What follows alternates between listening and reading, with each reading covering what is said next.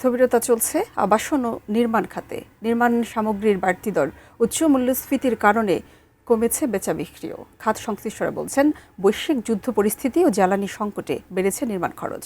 ফলে আবাসন খাত বাঁচাতে সরকারের নীতি সহায়তার দাবি খাত সংশ্লিষ্টদের। মাহাদি সেকেন্দারের রিপোর্ট। জিডিপিতে নির্মাণ ও আবাসন সহ সামগ্রিক খাতের অবদান প্রায় 16%। তবে সম্প্রতি রড, বালু, সিমেন্ট সহ নির্মাণ সামগ্রীর দাম বেড়েছে উল্লেখযোগ্য হারে।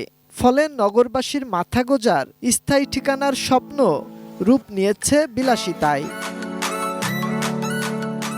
এমন বাস্তবতায় মন্দা সময় পার করছে দেশের আবাসন খাত। গত এক বছরের ব্যবধানে ছোট ও মাঝারি ফ্ল্যাট বুকিং ও বিক্রি কমেছে 25%, আর 50% পর্যন্ত কমেছে বিলাসবহুল ফ্ল্যাটের বিক্রি।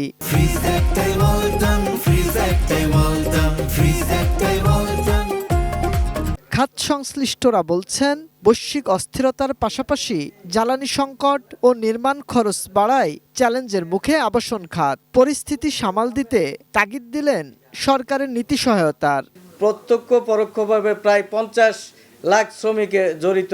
লিঙ্কেজ প্রতিষ্ঠানগুলো, তাদের পরিবার, তাদের পরিজন, এই সব কিছুই এই আমাদের ব্যবসার সাথে জড়িত।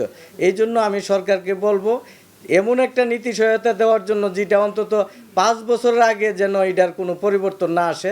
3 বছর আগে যে ফ্ল্যাটটি আমরা 1 কোটি টাকায় বিক্রি করেছি, সেই ফ্ল্যাটটি এখন আপনাকে বুকিং দিতে গেলে আপনাকে 1,40,00,000 থেকে 50 লক্ষ টাকা বুকিং দিতে হবে। সো সাধারণ মানুষের ক্রয় সীমার বাইরে চলে গেছে আবাসন খাত। আর যাদের হাতে টাকা রয়েছে তারা আর বাংলাদেশে ফ্ল্যাট কিনছেন না। বিশ্লেষকরা বলছেন, আবাসন মানুষের মৌলিক চাহিদা। ফলে আবাসন খাত রক্ষায় সরকারের মনোযোগী হতে হবে। গত 20 বছরে যে প্রবৃদ্ধি অর্জন করেছি বা আমার এখানে মাথা পিছু আয় বাড়ছে বা আমার মধ্যবিত্তের সংখ্যা বড় হচ্ছে, সেই তুলনায় আমার রিয়েল এস্টেট সেক্টরে অর্থায়নের ক্ষেত্রে, সাধারণ গ্রাহকদের অর্থায়নের ক্ষেত্রে আমরা নতুন ধরনের কোনো ইনস্ট্রুমেন্ট আনি নাই। আবাসন খাত সম্প্রসারণে রাজধানীর ওপর চাপ কমানোর পাশাপাশি পরিবেশ রক্ষায় সরকারকে মনোযোগী হওয়ার তাগিদও এ বিশ্লেষকের। কালো টাকার প্রভাব এই সেক্টরকে আরো ক্ষতি করেছে বলে আমি মনে করি। মাহাদি সেকেন্দার, এটিএন নিউজ, ঢাকা।